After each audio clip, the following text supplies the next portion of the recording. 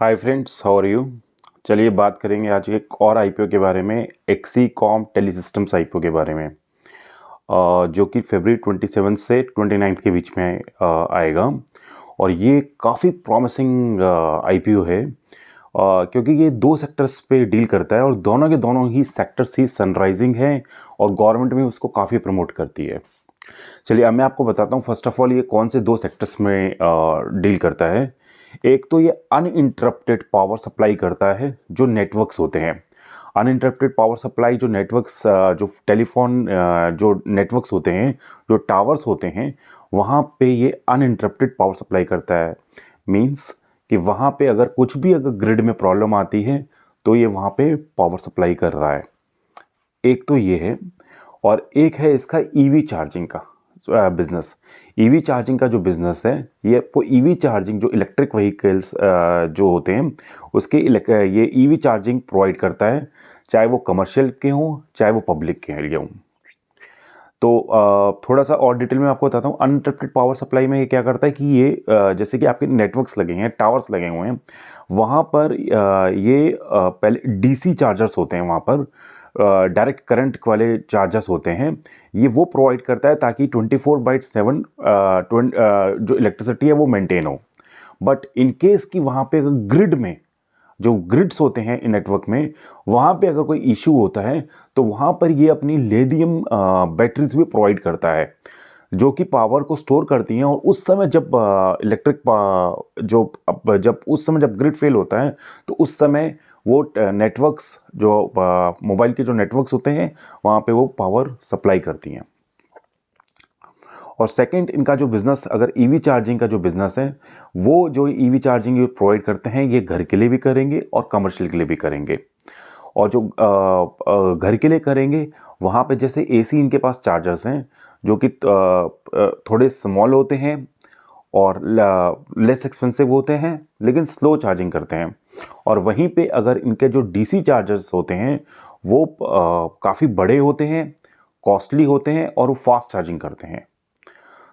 तो AC charging तो जिस तरह मैं आपको बता रहा हूँ that is useful for the home. और जो डीसी चार्जर्स हैं वो आपको जैसे पब्लिक ट्रांसपोर्ट या बस डिपोट में या फ्लीट्स ऑफ जहाँ पे कार्स होती हैं वहाँ पे डेफिनेटली आपको ये मिल जाएंगे।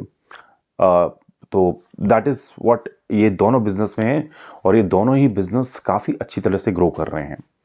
अगर आप ध्यान से देखेंगे ये जो नेटवर्क का जो बिज़नेस है, अगर जो फ़ोन जो टेलीकम्युनिकेशन का बिज़नेस है, आने वाले टाइम पे अभी लाओ 4G है, आने वाले टाइम पे 5G होगा, उसके आगे भी 6G and all that it will be there.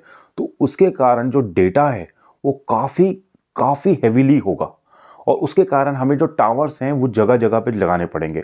जितने ज़्यादा टावर्स लगेंगे उनको इन इन कंपनीज को उतना ही ज़्यादा बिजनेस मिलेगा। तो एक इनका ये काफ़ी अच्छा ग्रोइंग फैक्टर है।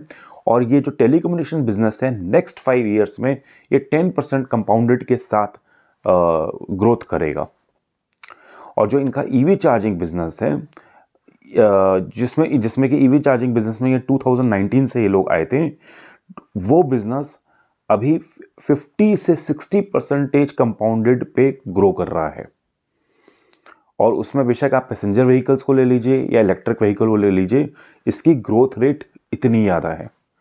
अगर मैं अभी की बात करूं तो अभी हमारे पैसेंजर व्हीकल्स हमारी 1 लाख पैसेंजर्स व्हीकल हैं और जो कि अराउंड 3% ऑफ टोटल कार्स हैं, अराउंड दैट।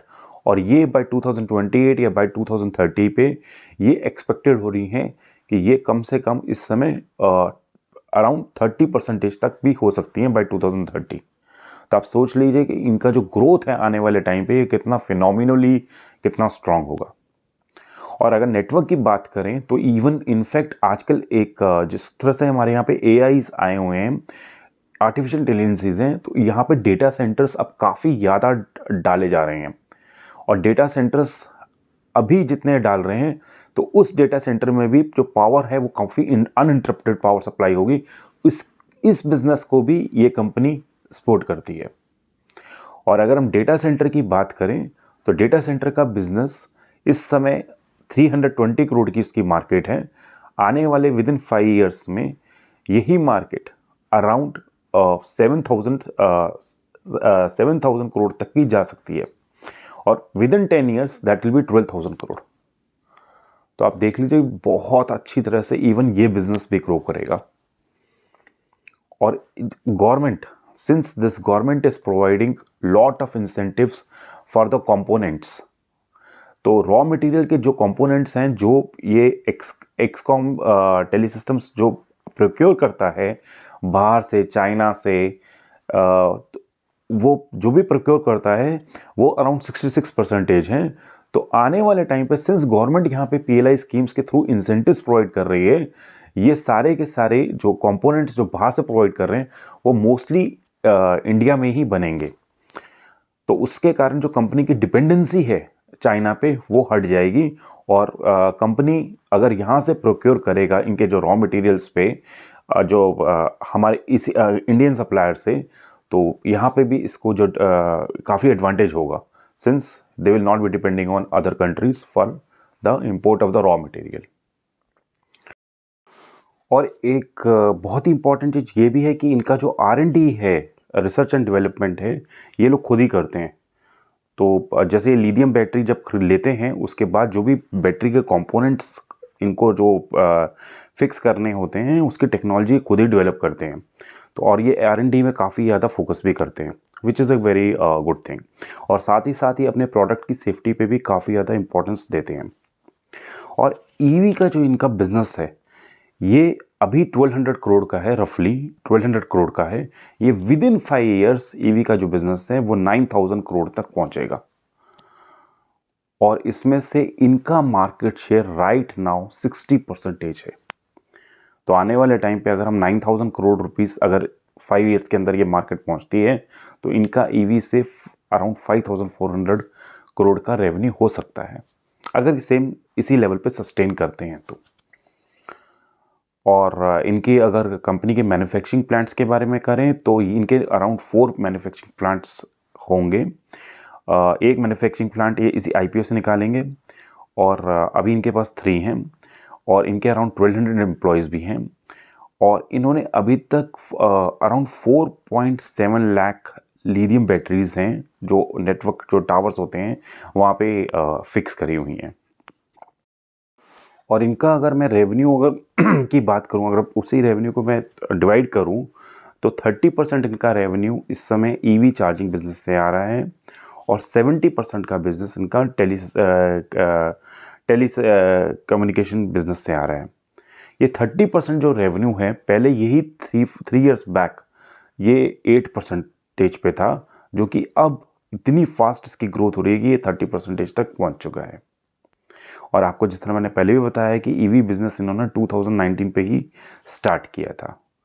और इनका टेली जो कम्युनिकेशन बिजनेस है जहाँ पे ये अनरिप्टेड पावर सप्लाई करते हैं, ये काफ़ी ओल्ड बिजनेस है। यहाँ पे इनको अराउंड 30 ईयर्स हो चुके हैं। और अगर इनके कस्टमर्स की बात करें तो इनके अराउंड 15 कस्टमर्स जो इनके बिल्कुल टॉप नॉच कस्टमर्स हैं, चाहे वो आप ऑडी ले लें, चाहे टाटा मोटर्स ले लें, चाहे हुंडई ले लें, किया ले लें, तो इनके जो जितने भी कस्टमर्स हैं वो टॉप नॉच कस्टमर्स हैं।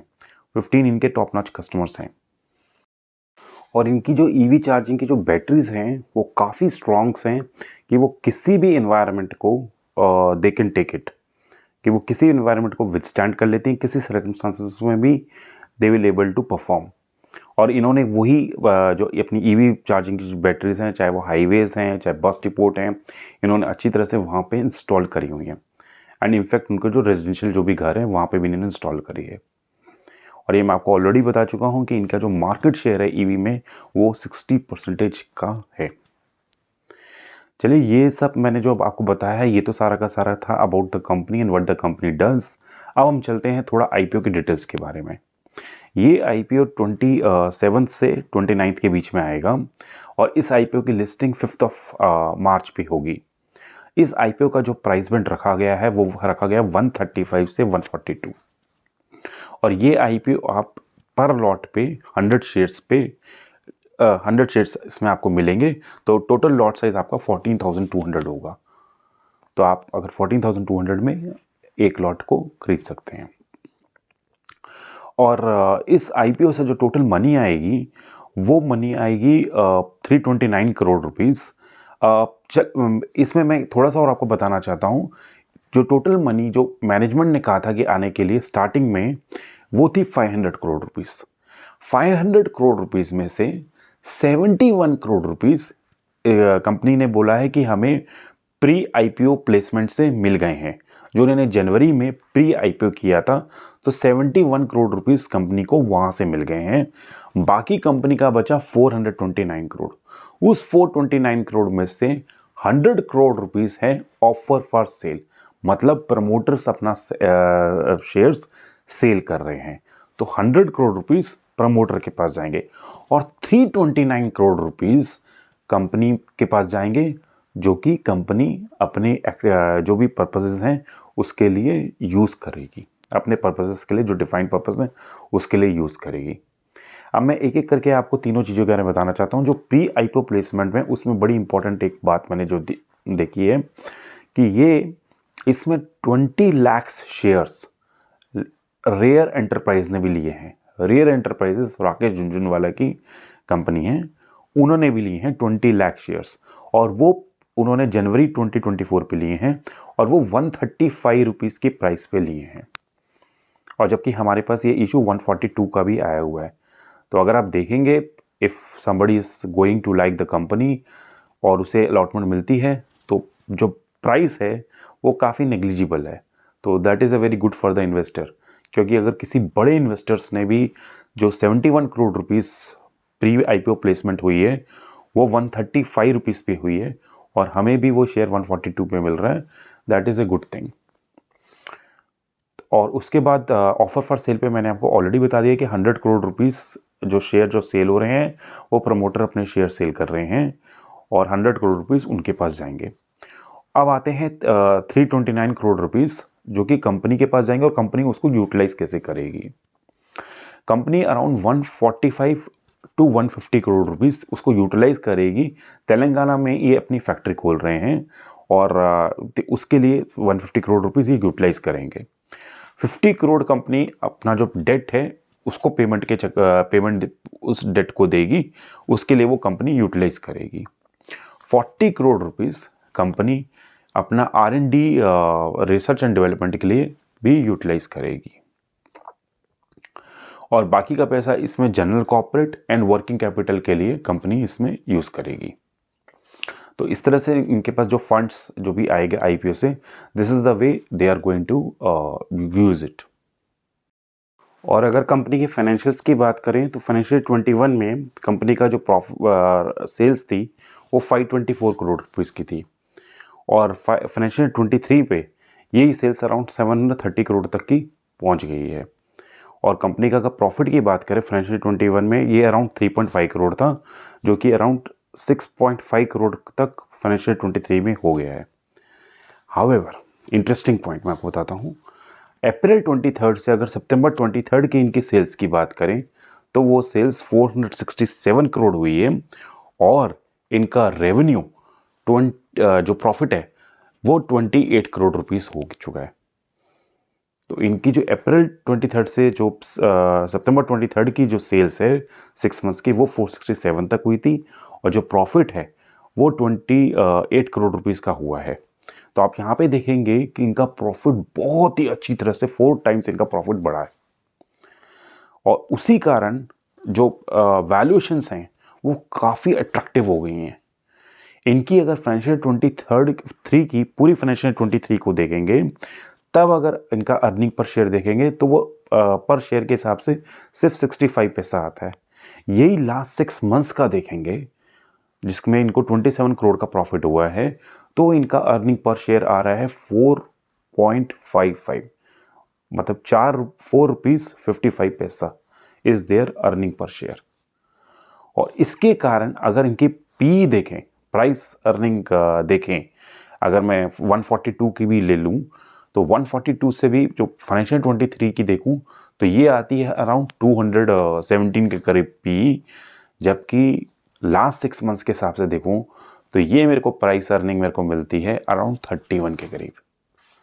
तो आप ये देखिए कि कंपनी ने इतना अच्छा परफॉर्म किया है तो इसकी जो वैल्यूएशंस हैं वो काफ़ी अट्रैक्टिव हो गई हैं। मतलब आपको एक ऐसी कंपनी जिसके दोनों के दोनों बिजनेस ग्रोइंग हैं, एक बिजनेस 10 to 12% पे ग्रोइंग है ईयरली और एक 50% पे ग्रोइंग है, और वो कंपनी आपको 31 की वैल्यूएशन पे मिल रही है, विच seems to be attractive than its competitors. चलिए बात करेंगे कि इनके जो मार्जिन्स हैं वो भी काफ़ी अच्छे बड़े हैं, और वो अराउंड 9% तक, जो अभी लास्ट 6 मंथ्स के हिसाब से हम देखें तो वहाँ तक इनके जो मार्जिन्स हैं वो 9% तक पहुँच चुके हैं। और इनकी मैंने आपको पहले भी बताया, ये R&D में काफ़ी फोकस करते हैं। इनका R&D जो ये परसेंटेज ऑफ रेवेन्यू था वो 2% का था। मतलब जो भी अपना रेवेन्यू का ये 2% है वो अपने R&D में डालते हैं। तो एक तो ये पॉइंट है। साथ साथ अगर मैंने अभी आपको ये भी बताया कि IPO में जो 40 करोड़ रुपीज़ हैं ये यूटिलाइज करेंगे अपनी R&D के लिए, which is again a good thing, क्योंकि इनकी जितनी अच्छी R&D होगी उतनी अच्छी जो इनके प्रोडक्ट्स होंगे वो कॉम्पिटिटिव बनेंगे, सिंस ये मार्केट जो EV का मार्केट है ये काफ़ी कॉम्पिटिटिव है। और इनके जो टोटल बोरोइंग्स हैं वो अराउंड 72 करोड़ रुपीज़ के हैं, तो विच इज़ रीज़नेबल। और उसमें से अगर आप देखेंगे कि ये 50 करोड़ रुपीज़ पे भी कर रहे हैं, तो दो इनके बोरोइंग्स रहेंगे but definitely they will repay some part of it. और इनकी जो ऑर्डर बुक है वो अराउंड 737 करोड़ की है। सितंबर 23 पे इनके जो पास जो ऑर्डर बुक है, तो इनके पास इतना काम और इनको मिला हुआ है 737 करोड़ रुपीज़ का। और इनकी अगर अपर ब्रांड के हिसाब से मार्केट कैपिटलाइजेशन देखेंगे तो अराउंड ये 1715 करोड़ रुपीज़ की इनकी मार्केट कैपिटलाइजेशन होगी। और अगर इनकी ग्रे मार्केट प्राइस के बारे में बात करेंगे तो ग्रे मार्केट प्राइस इनकी काफ़ी अच्छी है जो इस समय हो रही है। ये इनकी पहले जब जिस दिन ये लिस्ट हुआ था, सॉरी 3 डेज़ पहले जब IPO प्राइस आती है तब हमें पता चलता है कि ग्रे मार्केट प्राइस क्या होगी। तो स्टार्टिंग में इसकी 96 थी, जो कि अब अराउंड 130 रुपीज़ है। तो अगर 130 रुपीज़ की अगर ग्रे मार्केट प्राइस है तो ये शेयर 272 रुपीज़ का लिस्ट होगा। वाई? बिकॉज 130 की ग्रे मार्केट प्राइस है प्लस 142 रुपीज़ का अगर मैं अपर प्राइस बैंड भी ले लूँ तो ये 272 रुपीज़ तक का ये लिस्ट हो सकता है। अगेन ग्रे मार्केट प्राइस एक इंडिकेशन है।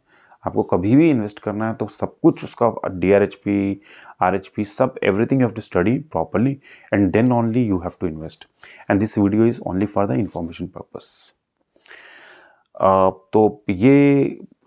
तो इसकी ग्रे मार्केट प्राइस के बारे में हो गया। चलिए अब बात करते हैं सबसे क्रिटिकल थिंग के बारे में। किसी भी कंपनी के लिए आपको सबसे पहले जो इम्पोर्टेंट चीज़ होती है जो देखना है वो होते हैं उसके रिस्क। अब हम करते हैं इसके रिस्क की बात। रिस्क में जो ये कंपनी जो मटेरियल प्रोक्योर करती है, रॉ मटेरियल लेती है, इसका रॉ मटेरियल 66% बाहर की कंट्री से आता है। चाइना, साउथ कोरिया, हांगकांग, इसका रॉ मटेरियल 66% वहाँ से आता है। 34% जो मटेरियल है वो इंडिया से ये लोग इंडिया के सप्लायर से लेते हैं। तो कल को कोई भी डिस्ट्रप्शन होती है खास तौर से चाइना में, देन दिस कंपनी में सफ़र। और अब थोड़ा सा और डिटेल में मैं आपको बताता हूँ कि उसमें से भी जो टॉप 10 सप्लायर्स हैं, जो ग्लोबली जो टॉप 10 सप्लायर्स हैं, वहाँ से इनको 84% का रॉ मटेरियल आता है। यानी जैसे 100 का तो टोटल इनकी रॉ मटेरियल है, तो 66% इनको मिलता है जो बाहर से जो चाइना और वहाँ से ये लोग देते हैं। उस 66 में से भी 84% मतलब 55 जो है वो मिलेगा अराउंड टॉप 10 सप्लायर्स में से। और इसी तरह से जो डोमेस्टिक है, जो 100 में से 66 तो मेरा ये ग्लोबल हो गया, 34 जो होगा वो होगा मेरा अराउंड डोमेस्टिक सप्लायर्स हैं। वहाँ पे भी जो टॉप 10 है वहाँ से इनको 74% पे रॉ मटेरियल मिलता है। तो इनकी जो डिपेंडेंसी है फर्स्ट 10 सप्लायर्स पे, चाहे वो ग्लोबली हो चाहे डोमेस्टिक हो, काफ़ी ज़्यादा है। और इनका जो OEMs के साथ कॉन्ट्रैक्ट हैं वो कोई लॉन्ग टर्म कॉन्ट्रैक्ट नहीं है। कल को OEM इनको ये बोल सकती है कि भाई मीन्स अगर उनको कोई प्रोडक्ट इनका समझ नहीं आता है या एक बार जब उनको मटेरियल ये लोग सप्लाई कर दें तो OEM इनको कोई एश्योरेंस नहीं है कि इनका जो कॉन्ट्रैक्ट रिन्यू करे। तो उनका OEMs जो भी हैं जैसे टाटाज हैं, महिंद्राज हैं, दे कैन स्टॉप इट। तो ये काफ़ी बड़ा रिस्क है। थर्ड थिंग, अगर आप देखेंगे गवर्नमेंट इनकी जो कंप्लीट सेल्स हैं, ये इलेक्ट्रिक व्हीकल की जो इनकी सेल्स हैं, ये कंप्लीटली अगर इलेक्ट्रिक व्हीकल की सेल्स ज़्यादा होंगी तभी इनके प्रोडक्ट जाएंगे। तो ये अगर सपोज इलेक्ट्रिक व्हीकल्स कोई अगर फेल हो जाती है या जिस तरह से न्यूज़ होती है कि कई बार जैसे फायर लग जाती है, कुछ होता है, तो इनके सेल्स भी उसके अकॉर्डिंगली डेफिनेटली इम्पैक्ट होंगे। और फिर इनकी जो एक और रिस्क है जो है इनकी सब्सिडीज़ का, इलेक्ट्रिक व्हीकल की सब्सिडीज़ का, इलेक्ट्रिक व्हीकल की एग्जम्पशन का। अगर इलेक्ट्रिक व्हीकल की सब्सिडीज़ और एग्जम्पशन अभी जो गवर्नमेंट देती है वो अगर ले लेती है तो इनके सेल्स भी इम्पैक्ट होंगे। मैं आपको थोड़ा सा एग्जांपल दे देता हूँ कि जैसे कि गवर्नमेंट ऑफ तमिलनाडु और गवर्नमेंट ऑफ तेलंगाना ने स्टार्टिंग में ये बोला था कि जो गवर्नमेंट ऑफ तेलंगाना ने बोला था कि अराउंड जो फर्स्ट 5000 व्हीकल्स होंगे वो इलेक्ट्रिक व्हीकल जो भी लेंगे उनको जो RTO और कंप्लीट जो भी प्रोसेसिंग फीस है वो हम कंप्लीटली वेव्ड ऑफ करेंगे। तो जैसे ही 5000 व्हीकल्स ज़्यादा होंगे तो ऑफकोर्स आपको RTO देना पड़ेगा।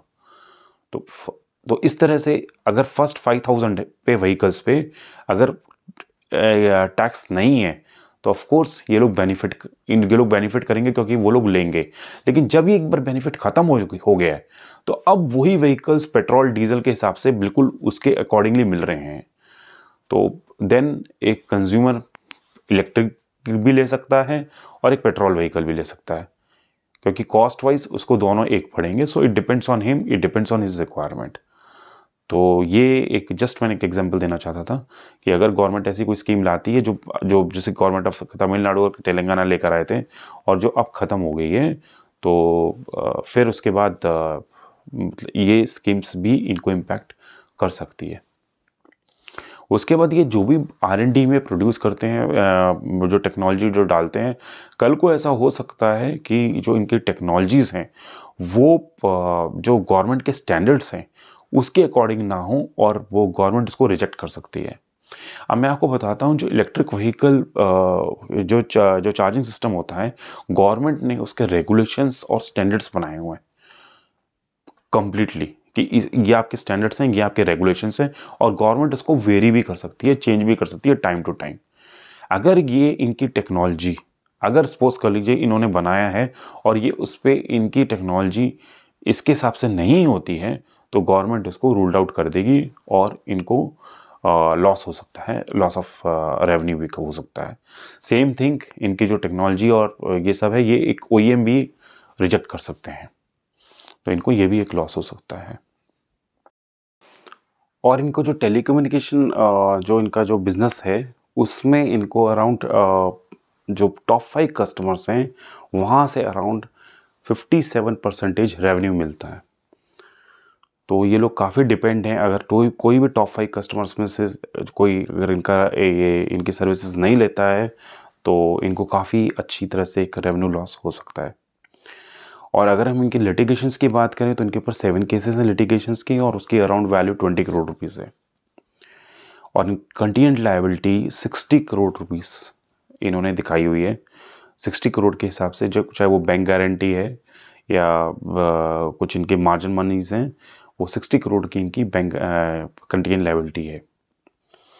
और अगर आप इनकी ये प्रोडक्ट्स जो ये इंस्टॉल करते हैं EV के, ये जो बनाते हैं ये थोड़ा बहुत थर्ड पार्टी पे डिपेंड होते हैं, जैसे उसके इंस्टॉलेशन के लिए, उसकी सर्विसेज के लिए, तो उसी पे कोई आफ्टर सेल सर्विस है तो उस पर डिपेंड होते हैं, थर्ड पार्टीज पे ये डिपेंड होते हैं।